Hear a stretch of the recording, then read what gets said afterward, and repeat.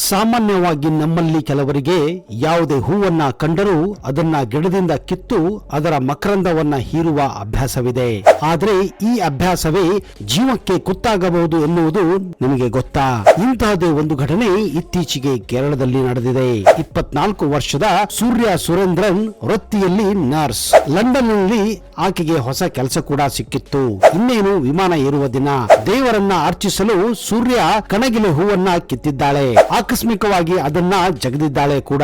ಕೊಚ್ಚಿಯ airport ಹಾದಿಯಲ್ಲಿ ಕಾರಿನಲ್ಲಿ ಸಾಗುತ್ತಿದ್ದಾಗ ಆಕೆಗೆ ವಿಪರೀತ ವಾಂತಿ ಕಾಣಿಸಿಕೊಂಡಿದೆ. ವಿಮಾನ ನಿಲ್ದಾಣಕ್ಕೆ ಬಂದ ಮೇಲೂ ವಿಪರೀತ ನಿತ್ರಾಣವಾಗಿದೆ. ಒಂದೇ ಸಮನೆ ಮೈ ಬೆವರಲು, ಹೃದಯ ಬಡಿತ ಜೋರಾಗಲು ಶುರುವಾಗಿದೆ. ಸಂಕಟ ಜೋರಾಗುತ್ತಿದ್ದಂತೆಯೇ ಆಕೆ ತಾನು ಬೆಳಿಗ್ಗೆ ಕಣಗಿಲೆ ಹೂ ಸೇವಿಸಿರುವ ವಿಚಾರವನ್ನ ತಿಳಿಸಿದ್ದಾಳೆ. ಆಸ್ಪತ್ರೆಯಲ್ಲಿ ಜೀವನ್ಮರಣದ ಜೊತೆ ಹೋರಾಡಿ ಕೊನೆಗೆ ಸೂರ್ಯ ಪ್ರಾಣವನ್ನ ಬಿಟ್ಟಿದ್ದಾಳೆ. ಸೂರ್ಯಳ ಮೃತದೇಹ ಪರೀಕ್ಷೆ ನಡೆದಾಗ ಶರೀರದಲ್ಲಿ ವಿಷ ಪತ್ತೆಯಾಗಿರುವುದಾಗಿ ವಿಧಿವಿಜ್ಞಾನ ವರದಿ ಮಾಡಿತ್ತು. ಇದರ ಬೆನ್ನಲ್ಲೇ ಕೇರಳದಲ್ಲಿ ಒಲಿಯಂಡಾರ್ ಎಂದು ಕರೆಯಲ್ಪಡುವ ಕಣಗಿಲೆ ಹೂವಿನ ಬಗ್ಗೆ ಹೆಚ್ಚಿಗೆ ಚರ್ಚೆ ಕೂಡ ಆಗಿತ್ತು. ಕೇರಳದಲ್ಲಿ ಈ ಸಸ್ಯವನ್ನ ಅರಳಿ ಮತ್ತು ಕಣವೀರಂ ಎಂಬ ಹೆಸರಿನಿಂದ ಕೂಡ ಕರೆಯಲಾಗುತ್ತದೆ. ಕರ್ನಾಟಕದಲ್ಲಿ ಇದನ್ನ ಕಣಗಿಲೆ ಎನ್ನುವ ಹೆಸರಿನಿಂದ ಕರೆಯುತ್ತಾರೆ. ಒಲಿಯಂಡರ್ಗೆ ಕೇರಳಿಗರು ಸ್ಥಳೀಯವಾಗಿ ಅರಳಿ ಹೂವು ಎಂದು ಕೂಡ ಕರೆಯುವುದುಂಟು.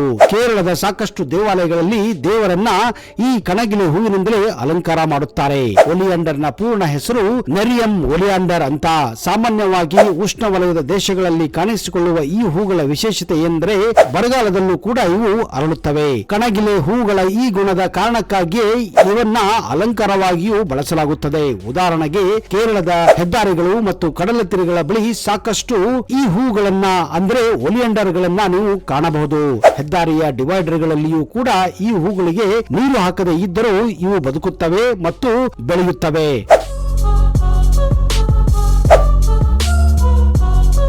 ಕಣಗಿಲೆಯಲ್ಲಿ ಹಲವಾರು ವಿಧಗಳಿವೆ ಮತ್ತು ಪ್ರತಿಯೊಂದು ವಿಧದ ಬಣ್ಣ ಮತ್ತು ವಾಸನೆಯು ವಿಚ್ಛಿನ್ನವಾಗಿದೆ. ಇದಕ್ಕೆ ತಕ್ಕಂತೆ ಇವುಗಳಿಗೆ ಸ್ಥಳೀಯವಾಗಿ ಬೇರೆ ಬೇರೆ ಹೆಸರುಗಳನ್ನು ಕೂಡ ಕರೆಯಲಾಗುತ್ತದೆ. ಅಷ್ಟಕ್ಕೂ ಕಣಗಿಲೆ ಯಾಕೆ ವಿಷಕಾರಿ ಅಂತೀರಾ? ಹೌದು, ಕಣಗಿಲೆ ಗಿಡದ ಬೇರು, ತೊಗಟೆಯಿಂದ ತಯಾರಿಸಿದ ತೈಲವು ಚರ್ಮ ರೋಗ ಸೇರಿದಂತೆ ವಿವಿಧ ಆರೋಗ್ಯ ಸಮಸ್ಯೆಗಳಿಗೆ ಮದ್ದು ಎನ್ನುವುದು ಚರಕ ಸಂಹಿತೆ ಸೇರಿದಂತೆ ಕೆಲವು ಆಯುರ್ವೇದ ಗ್ರಂಥಗಳಲ್ಲಿಯೂ ಕೂಡ ಉಲ್ಲೇಖಿಸಲಾಗಿದೆ. ಈ ಸಸ್ಯವನ್ನ ಬೃಹತ್ರಯಿ, ನಿಗುಂಟಸ್ ಮತ್ತು ಇತರ ಆಯುರ್ವೇದ ಪಠ್ಯಗಳಲ್ಲಿ ಕೂಡ ವಿವರಿಸಲಾಗಿದೆ. ಚರಕ ಸಂಹಿತೆಯಲ್ಲೂ ಕುಷ್ಠರೋಗ ಸೇರಿದಂತೆ ಗಂಭೀರ ಸ್ವಭಾವದ ದೀರ್ಘಕಾಲದ ಮತ್ತು ಮಂಡುತನದ ಚರ್ಮ ರೋಗಗಳಿಗೆ ಬಾಹ್ಯವಾಗಿ ತುರುಕಿಯಲ್ಲೂ ಬಳಸಲಾಗುವುದು ಎಂದು ಸೂಚಿಸುತ್ತಾರೆ. ಕಣಗಿಲೆಯನ್ನು ಕೆಲವು ಆಯುರ್ವೇದ ಸೂತ್ರೀಕರಣದಲ್ಲಿ ಸೂಚಿಸಲಾಗಿದ್ದು ಸಹ ಇದರ ವಿಷ ತತ್ವವು ಪ್ರಪಂಚಾದ್ಯಂತ ಬಹಳ ಹಿಂದಿನಿಂದಲೂ ಗುರುತಿಸಲ್ಪಟ್ಟಿದೆ. ಈ ಸಸ್ಯವನ್ನು ಪ್ರಾಚೀನ ಕಾಲದಿಂದಲೂ ಚಿಕಿತ್ಸೆಗಾಗಿ ಮತ್ತು ಆತ್ಮಹತ್ಯೆಯ ಸಾಧನವಾಗಿ ಬಳಸಿಕೊಳ್ಳಲಾಗುತ್ತಿದ್ದು ಎಂದು ಕೆಲವು ಸಂಶೋಧನೆಗಳು ಕೂಡ ತಿಳಿಸುತ್ತವೆ. ಕಣಗಿಲೆ ಗಿಡವನ್ನು ಸುಡುವುದರಿಂದ ಹೊಗೆಯು ಸೇವಿಸುವುದು ಸಹ ಅಮಲೇರಿಸುತ್ತದೆ. ಕಣಗಿಲೆಯ ವಿಷದ ಪರಿಣಾಮ ತಕ್ಷಣಕ್ಕೆ ಗೋಚರಿಸುತ್ತಿದ್ದರೂ ಕ್ರಮೇಣ ಕಾಲಕ್ರಮೇಣವಾಗಿ ಇದು ಕಾಣಲು ಆರಂಭಿಸುತ್ತದೆ. ಕಣಗಿಲೆಯ ವಿಷ ಸೇವನೆಯಿಂದ ವಾಕರಿಕೆ, ಅತಿಸಾರ, ವಾಂತಿ, ದದ್ದುಗಳು, ಗೊಂದಲ, ತಲೆ ತಿರುವಿಕೆ, ಅನಿಯಮಿತ ಹೃದಯ ಬಡಿತ, ನಿಧಾನ ಹೃದಯ ಬಡಿತ ಮತ್ತು ವಿಪರೀತ ಸಂದರ್ಭದಲ್ಲಿ ಸಾವು ಕೂಡ ಸಂಭವಿಸುತ್ತದೆ. ನ್ಯೂಯಾರ್ಕ್ನ ಮೌಂಟ್ ಸಿನೈ ಆಸ್ಪತ್ರೆಯ ವೆಬ್ಸೈಟ್ ಪ್ರಕಾರ ಈ ರೋಗ ಲಕ್ಷಣಗಳು 1 ರಿಂದ 3 ದಿನಗಳವರೆಗೆ ಇರುತ್ತವೆ ಮತ್ತು ಆಸ್ಪತ್ರೆಯಲ್ಲಿ ಉಳಿಯುವುದು ಅಗತ್ಯವಾಗಿದೆ. ಪ್ರತಿಯೊಂದು ಹೂವು ನೋಡಲು ಸುಂದರವಾಗಿರುತ್ತದೆ. ಅದರದ್ದೇ ಆದ ಆಕರ್ಷಕ ಬಣ್ಣವನ್ನ ಹೊಂದಿರುತ್ತದೆ. ಹಾಗೆಯೇ ಕಣಗಿಲೆ ಹೂವು ಕೂಡ ನೋಡಲು ಸುಂದರವಾಗಿರುತ್ತದೆ. ಕಣಗಿಲೆ ಇದನ್ನ ಹೆಚ್ಚಾಗಿ ಅಲಂಕಾರಕ್ಕಾಗಿ ಬಳಸಲಾಗುತ್ತದೆ. ಈ ಕಣಗಿಲೆಯನ್ನ ಆಯುರ್ವೇದ ಪ್ರಕಾರ ನಾವು ನಮ್ಮ ಊಟದಲ್ಲಾಗಲಿ ತಿಂಡಿಯಲ್ಲಾಗಲಿ ಸೇವಿಸುವ ಹಾಗಿಲ್ಲ. ಇದನ್ನ ಹೆಚ್ಚಾಗಿ ಚರ್ಮ ರೋಗಕ್ಕೆ ಸಂಬಂಧಪಟ್ಟ ಚಿಕಿತ್ಸೆಗೆ ಮಾತ್ರ ಬಳಸಲಾಗುತ್ತದೆ. ಅಂದ್ರೆ ದೇಹದ ಹೊರಗೆ ಮಾತ್ರ ಇದನ್ನ ಬಳಸಲಾಗುತ್ತದೆ. ಇದನ್ನ ನೀವು ಸೇವಿಸುವುದರಿಂದ ಇದರಲ್ಲಿರುವ ವಿಷಕಾರಿ ಅಂಶ ನಿಮ್ಮನ್ನ ಪರಲೋಕಕ್ಕೆ ಕೂಡ ತೆಗೆದುಕೊಂಡು ಹೋಗಬಹುದು. ಅಂತಹದೇ ಒಂದು ಘಟನೆ ಇತ್ತೀಚೆಗೆ ಕೇರಳದಲ್ಲೂ ಕೂಡ ನಡೆದಿದ್ದು. ನಿಸರ್ಗದಲ್ಲಿ ಯಾವ ಗಿಡಗಳು, ಯಾವ ಮರಗಳು, ಯಾವ ಹೂಗಳು, ಯಾವ ಎಲೆಗಳು ವಿಷಕಾರಿ ಆಗಿರುತ್ತವೆ ಅನ್ನೋದು ತಿಳಿದುಕೊಳ್ಳುವುದು ಬಹುಮುಖ್ಯ. ಆದ್ರೆ ಈ ಭೂಮಿಯ ಮೇಲೆ ದೇವರು ಹೆಚ್ಚಾಗಿ ನಮಗೆ ಅನುಕೂಲವಾಗುವಂತಹ, ನಮ್ಮ ದೇಹಕ್ಕೆ ಆರೋಗ್ಯವನ್ನ ವೃದ್ಧಿಸುವಂತಹ ಗಿಡ ಮರಗಳನ್ನೇ ದಯಪಾಲಿಸಿದ್ದಾನೆ. ನಿತ್ಯ ಪುಷ್ಪ ಅಥವಾ ಸದಾ ಪುಷ್ಪ ಅದರಲ್ಲಿ ಒಂದು. ಈ ಗಿಡದ ಎಲೆ, ತೊಗಟೆ, ಹೂವು ಎಲ್ಲರಿಗೂ ಕೂಡ ಹಲವಾರು ರೀತಿಯ ಆರೋಗ್ಯಕರ ಸಹಾಯವನ್ನು ಕೂಡ ಮಾಡುತ್ತದೆ. ಯುರೋಪಿಯನ್ ಹಾಗೂ ಆಫ್ರಿಕನ್ ಮತ್ತು ಭಾರತದಲ್ಲಿಯೂ ಕೂಡ ಈ ಪುಷ್ಪದ ಮತ್ತು ಗಿಡದ ಬಳಕೆ ಇತ್ತೀಚೆಗೆ ಜಾಸ್ತಿಯಾಗಿದೆ. ಮನೆ ಅಂಗಳದಲ್ಲಿ ಮನಸೂರುಗೊಳ್ಳುವಂತ ಅರಳಿಕೊಳ್ಳುವ ಈ ಪುಟ್ಟ ಗಿಡ ನಿತ್ಯ ಪುಷ್ಪ ಅಥವಾ ಸದಾ ಪುಷ್ಪ. ದೇವರ ಪೂಜೆಗೆಂದು ಬಳಸುವ ಈ ಗಿಡದ ಹೂವು ಆರೋಗ್ಯವನ್ನ ವೃದ್ಧಿಸಲು ಕೂಡ ಅಷ್ಟೇ ಮಹತ್ವವನ್ನ ಪಡೆದುಕೊಂಡಿದೆ. ತಿಳಿ ಗುಲಾಬಿ ಬಿಳಿಯ ಬಣ್ಣದಲ್ಲಿ ಅರಳುವ ಈ ಹೂವು ಅನೇಕ ಆರೋಗ್ಯ ಸಮಸ್ಯೆಗಳಿಗೆ ಪರಿಹಾರವನ್ನ ನೀಡುತ್ತವೆ. ಆಯುರ್ವೇದದಲ್ಲಿಯೂ ಕೂಡ ಈ ನಿತ್ಯ ಪುಷ್ಪದ ಗಿಡದ ಬಳಕೆಯನ್ನ ಉಲ್ಲೇಖಿಸಲಾಗಿದೆ. ಈ ಹೂವನ್ನ ಹಿಂದಿಯಲ್ಲಿ ಸದಾಬಹಾರ್ ಎಂದು ಕರೆದರೆ ಇಂಗ್ಲಿಷ್ ನಲ್ಲಿ ಮಡಗಾಸ್ಕಾರ್ ಪೆರಿವಿಂಕಲ್ ಎಂದು ಕೂಡ ಕರೆಯುತ್ತಾರೆ. ಈ ನಿತ್ಯ ಪುಷ್ಪ ಹೂವನ್ನ ಮಧುಮೇಹ ನಿಯಂತ್ರಣಕ್ಕೆ ಇದು ಅತ್ಯುತ್ತಮ ಮೂಲಿಕೆ ಎಂದು ಕರೆಯಲಾಗುತ್ತದೆ. ಭಾರತದಲ್ಲಿ ಹೆಚ್ಚಾಗಿ ಕಂಡುಬರುವ ಈ ಹೂವು ಬೆಳೆಯಲು ಹೆಚ್ಚು ನೀರಿನ ಅಗತ್ಯ ಕೂಡ ಇರುವುದಿಲ್ಲ. ಹೀಗಾಗಿ ಮನೆ ಅಂಗಳದಲ್ಲಿ ಸುಲಭವಾಗಿ ಬೆಳೆಯುವ ಈ ಸಸ್ಯ ಆರೋಗ್ಯವನ್ನ ಕೂಡ ವೃದ್ಧಿಸಲು ಸಹಾಯವಾಗುತ್ತದೆ. ಹಾಗಾದ್ರೆ ಯಾವೆಲ್ಲ ರೀತಿಯ ಆರೋಗ್ಯಕರ ಪ್ರಯೋಜನವನ್ನ ಈ ನಿತ್ಯ ಪುಷ್ಪ ಹೊಂದಿದೆ ಎನ್ನುವ ಮಾಹಿತಿ ತಿಳಿದುಕೊಳ್ಳುವುದು ಅಷ್ಟೇ ಮುಖ್ಯವಾಗಿದೆ. ಸ್ನೇಹಿತರೆ, ಕ್ಯಾನ್ಸರ್ ರೋಗಕ್ಕೆ ಯಾವುದೇ ನಿರ್ದಿಷ್ಟ ಔಷಧಿ ಇಲ್ಲ, ಆದ್ರೆ ಅದನ್ನ ಹಲವು ರೀತಿಯ ಮೂಲಿಕೆ ಮತ್ತು ಆಹಾರ ಜೀವನ ಶೈಲಿಯಿಂದ ನಿಯಂತ್ರಣದಲ್ಲಿ ಇಟ್ಟುಕೊಳ್ಳಬಹುದು. ಇದಕ್ಕೆ ನಿತ್ಯ ಪುಷ್ಪ ಉಪಯುಕ್ತವಾಗಿದೆ. ಕ್ಯಾನ್ಸರ್ ಜೀವಕೋಶಗಳ ವಿರುದ್ಧ ಹೋರಾಡಲು ನಿತ್ಯ ಪುಷ್ಪದ ಬೇರನ್ನ ಬಳಕೆ ಮಾಡಲಾಗುತ್ತದೆ. ನಿತ್ಯ ಪುಷ್ಪದಲ್ಲಿನ ಬ್ಯಾಕ್ಟೀರಿಯಾ ವಿರೋಧಿ ಗುಣಗಳು ಆರೋಗ್ಯ ಜೀವಕೋಶಗಳ ಬೆಳವಣಿಗೆಯನ್ನ ತಡೆಯುತ್ತದೆ. ನಿತ್ಯ ಪುಷ್ಪದಲ್ಲಿನ ಬ್ಯಾಕ್ಟೀರಿಯಾ ವಿರೋಧಿ ಗುಣಗಳು ಕ್ಯಾನ್ಸರ್ ಜೀವಕೋಶಗಳ ಬೆಳವಣಿಗೆಯನ್ನ ತಡೆಯುತ್ತದೆ.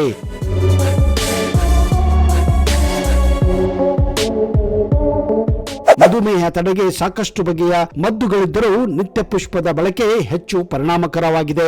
ಜೀರ್ಣಶಕ್ತಿ ಕಡಿಮೆ ಆದಂತೆ ರಕ್ತದಲ್ಲಿ ಸಕ್ಕರೆಯ ಮಟ್ಟವು ಹೆಚ್ಚಾಗಿ ಪ್ರಾರಂಭಿಸುತ್ತದೆ. ಆಯುರ್ವೇದವು ರಕ್ತದಲ್ಲಿನ ಸಕ್ಕರೆಯ ಸ್ಪೈಕ್ ಅನ್ನ ನಿಯಂತ್ರಿಸಲು ನಿತ್ಯ ಪುಷ್ಪವನ್ನ ಬಳಸಲು ಶಿಫಾರಸು ಮಾಡುತ್ತದೆ. ಪ್ರತಿದಿನ ಬೆಳಗ್ಗೆ ಖಾಲಿ ಹೊಟ್ಟೆಯಲ್ಲಿ ಈ ನಿತ್ಯ ಪುಷ್ಪ ಹೂವಿನ ಎಸಳಿನ ಟೀಯನ್ನ ಸೇವಿಸಿದರೆ ರಕ್ತದಲ್ಲಿನ ಸಕ್ಕರೆ ಪ್ರಮಾಣ ನಿಯಂತ್ರಣಕ್ಕೆ ಬಂದು ಮಧುಮೇಹ ನಿಯಂತ್ರಣದಲ್ಲಿರುತ್ತದೆ. ನಿತ್ಯ ಪುಷ್ಪದ ಬಳಕೆಯಿಂದ ಖಿನ್ನತೆ, ಆತಂಕದಂತಹ ಮಾನಸಿಕ ಆರೋಗ್ಯಕ ಸಮಸ್ಯೆಗಳು ನಿವಾರಣೆಯಾಗುತ್ತದೆ. ನೀವೇನಾದರೂ ಮಾನಸಿಕವಾಗಿ ದಣಿದಿದ್ದರೆ ಅಥವಾ ಮನಸ್ಸು ಕೆಟ್ಟಂತೆ ಭಾಸವಾಗಿದ್ದರೆ ನಿತ್ಯ ಪುಷ್ಪ ಹೂವಿನ ಚಹಾ ಮಾಡಿ ಸೇವಿಸಿ. ಅಥವಾ ಹೀಗೂ ಕೂಡ ಮಾಡಬಹುದು. ನಿತ್ಯ ಪುಷ್ಪ ಹೂವಿನ ರಸವನ್ನ ಪ್ರತಿದಿನ 1-2 ಚಮಚ ಸೇವಿಸುತ್ತಾ ಬಂದರೆ ಮಾನಸಿಕವಾಗಿ ನೀವು ಸದೃಢರಾಗಬಹುದು. ಬದಲಾದ ಜೀವನ ಶೈಲಿ, ಒತ್ತಡದ ಬದುಕು, ಆಹಾರ ಪದ್ಧತಿಯಿಂದ ಅಧಿಕ ರಕ್ತದೊತ್ತಡ ಇತ್ತೀಚಿನ ದಿನಗಳಲ್ಲಿ ಸಾಮಾನ್ಯವಾಗಿ ಕಾಣಿಸಿಕೊಳ್ಳುವ ಸಮಸ್ಯೆ ಆಗಿದೆ. ಇದಕ್ಕೆ ಧ್ಯಾನ, ಯೋಗದಲ್ಲಿಯೂ ಪರಿಹಾರವಿದೆ. ಅದೇ ರೀತಿ ನಿತ್ಯ ಪುಷ್ಪ ಅಥವಾ ಸದಾಬಹಾರ್ ಪುಷ್ಪವನ್ನ ಸದಾಕಾಲ ಬಳಸಿದರೆ ಅಧಿಕ ರಕ್ತದ ಒತ್ತಡವನ್ನ ನಿಯಂತ್ರಿಸಲು ಇದು ಸಹಾಯ ಮಾಡುತ್ತದೆ. ಪ್ರತಿದಿನ ನಿತ್ಯ ಪುಷ್ಪ ಗಿಡದ ಎಲೆಯ ಪುಡಿಯನ್ನು ಚಿಟಿಕೆಯಷ್ಟು ಸೇವನೆ ಮಾಡುವುದರಿಂದ ಅಧಿಕ ರಕ್ತದೊತ್ತಡ ನಿಯಂತ್ರಣ ಬರುತ್ತದೆ. ನಿತ್ಯ ಪುಷ್ಪದ ಗಿಡದ ಎಲೆಯನ್ನು ನೀರಿನಲ್ಲಿ ಕುದಿಸಿ ಸೇವಿಸಿದರೆ ಋತುಚಕ್ರದ ಸಮಸ್ಯೆಗಳು ಕೂಡ ನಿವಾರಣೆ ಆಗುತ್ತದೆ. ಹೀಗಾಗಿ ನಿತ್ಯ ಪುಷ್ಪ ಗಿಡ ನಿತ್ಯ ಆರೋಗ್ಯವನ್ನ ನೀಡುವ ಗಿಡವಾಗಿದೆ. ಹರಿಯಾಣ, ಉತ್ತರಾಖಂಡ್ ಮತ್ತು ಹಿಮಾಚಲ ಪ್ರದೇಶದ ರಾಜ್ಯಗಳಲ್ಲಿ ಹುಡುಗಿಯರು ತಮ್ಮ ಶಕ್ತಿ ವರ್ಧನೆಗೆ ಈ ಗಿಡದ ಹೂವನ್ನೇ ಬಳಸುತ್ತಾರೆ. ಅಷ್ಟೇ ಅಲ್ಲದೆ ಇತ್ತೀಚೆಗೆ ಹುಡುಗಿಯರು ಭಾರತೀಯ ಸೇನೆಯಲ್ಲಿ ಭರ್ತಿಯಾಗುವ ಸಂದರ್ಭದಲ್ಲಿ ಈ ಹೂವಿನ ಗಿಡದ ರಸವನ್ನೇ ಬಳಸಿ ತಮ್ಮ ಶಕ್ತಿ ವರ್ಧನೆ ಹೆಚ್ಚಿಸಲು ಬಳಸಿದ್ದಾರೆ. ಈ ಒಂದು ಮಾಹಿತಿ ಇತ್ತೀಚೆಗೆ ಕೇಳಿ ಬಂದಿದೆ. ಅಷ್ಟೇ ಅಲ್ಲದೆ ಮಹಿಳೆಯರು ತಮ್ಮ ಎದೆಯ ಹಾಲನ್ನ ವೃದ್ಧಿಸಲು ಈ ಒಂದು ಸಸ್ಯ ಅತಿ ಹೆಚ್ಚು ಸಹಾಯವಾಗುತ್ತಿದೆ. ಇದೇ ಕಾರಣ ಇದನ್ನ ಇತ್ತೀಚೆಗೆ ಬಳಸುವವರ ಸಂಖ್ಯೆ ಕೂಡ ಜಾಸ್ತಿಯಾಗಿದೆ.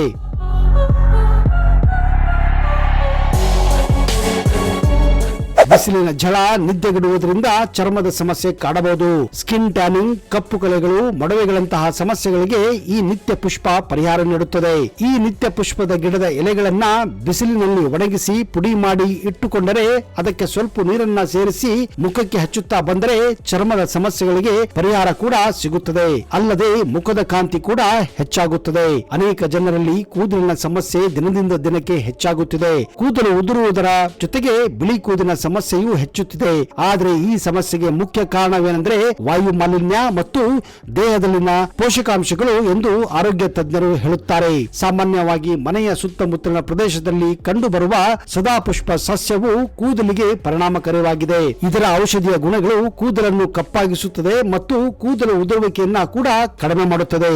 ಈ ಗಿಡದ ಎಲೆಯನ್ನು ಬೇರ್ಪಡಿಸಿ ತದನಂತರ ಎಲೆಗಳನ್ನ ಸ್ವಚ್ಛಗೊಳಿಸಿ ಸ್ವಚ್ಛಗೊಳಿಸಿದ ನಂತರ ಅದನ್ನು ಒಂದು ಪಾತ್ರೆಯಲ್ಲಿ ಪಕ್ಕಕ್ಕೆ ಇರಿಸಿ. ಈ ಈ ಎಲೆಗಳನ್ನ ಗ್ರೈಂಡರ್ ನಲ್ಲಿ ಹಾಕಿ ಮಿಶ್ರಣ ಮಾಡಿ ಈ ಮಿಶ್ರಣಕ್ಕೆ 2 ಚಮಚ ತೆಂಗಿನ ಎಣ್ಣೆ ಮತ್ತು ಅರ್ಧ ಚಮಚ ನಿಂಬೆ ರಸವನ್ನ ಸೇರಿಸಿ ಚೆನ್ನಾಗಿ ಮಿಶ್ರಣ ಮಾಡಿ ಆ ಮಿಶ್ರಣವನ್ನು ಬಳಸುವ ಮೊದಲು ಅರ್ಧ ಗಂಟೆವರೆಗೆ ಪಕ್ಕಕ್ಕೆ ಇರಿಸಿ. ಈ ಮಿಶ್ರಣವನ್ನ ಅನ್ವಯಿಸುವ 2 ಗಂಟೆಯ ಮೊದಲು ತಲೆ ಸ್ನಾನ ಮಾಡಿ. ನಂತರ ಸದಾಪುಷ್ಪ ಎಲೆಗಳ ಮಿಶ್ರಣವನ್ನ ಹತ್ತಿ ಬಟ್ಟೆಯಿಂದ ಕೂದಲಿಗೆ ಹಚ್ಚಬೇಕು. 1 ಗಂಟೆ ಇದನ್ನ ಒಣಗಿಸಲು ಬಿಡಬೇಕು. ಒಣಗಿದ ನಂತರ ಕೂದಲನ್ನು ಸಾಮಾನ್ಯ ಶಾಂಪು ಬಳಸಿ ತೊಳೆಯಬೇಕು.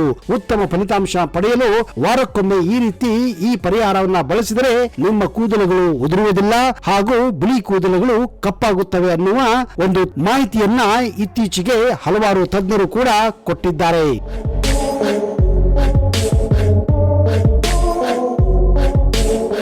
ನೋಡಿದ್ದೀರಾ ಸ್ನೇಹಿತರೆ, ಯಾವ ಗಿಡಗಳಿಂದ ಯಾವ ಹೂವುಗಳಿಂದ ಏನೆಲ್ಲ ಅಪಾಯಕಾರಿ ಅಂಶಗಳಿವೆ, ಏನೆಲ್ಲ ಉಪಾಯಕಾರಿ ಅಂಶಗಳಿದೆ ಅಂತ. ನಿಜಕ್ಕೂ ನಿಮಗೆ ಈ ವಿಡಿಯೋ ಇಷ್ಟ ಆದಲ್ಲಿ ಈಗಲೇ ಇದನ್ನ ನಿಮ್ಮೆಲ್ಲ ಸ್ನೇಹಿತರ ಜೊತೆ ಶೇರ್ ಮಾಡಿ.